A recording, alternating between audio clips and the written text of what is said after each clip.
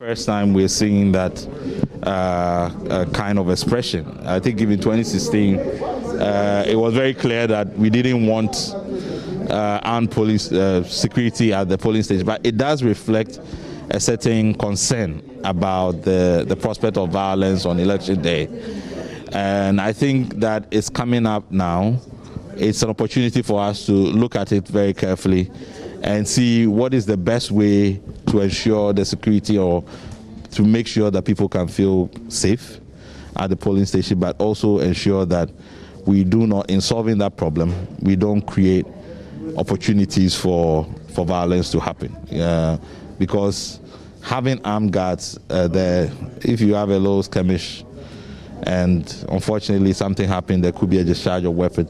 So I mean, the security agencies, this is really for them to think about it. But I think for citizens, there's obviously a concern about election day violence, and this is the reason why we do the survey, so that those kinds of concerns, when they come out, we can deal with them. Yes, the other one that we flagged was, I think, 44%, indicating that even if the results are collated, not the right one will not be announced. We saw that also in 2016. It was about 23%.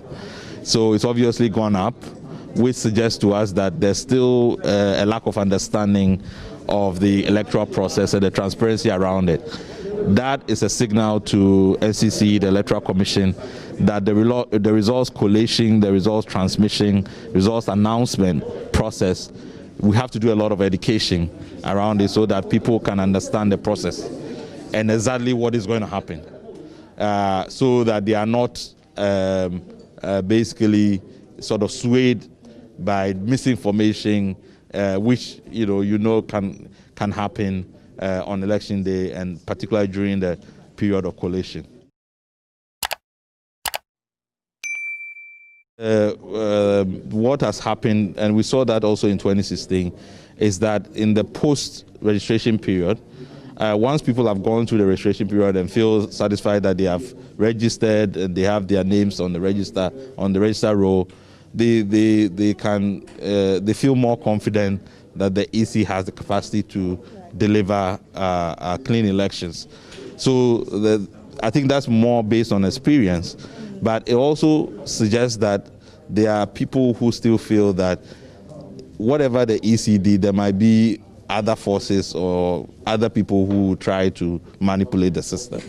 So, as I said, all of that is really a signal, a call to us to intensify education around these issues, so that people, come to understand what will happen, particularly once the polls have been closed. What will happen, so that they can follow the process and know that this is all transparent and genuine, and there's no shenanigans going on anywhere. My name is Dr. Kojo Asante. Yeah.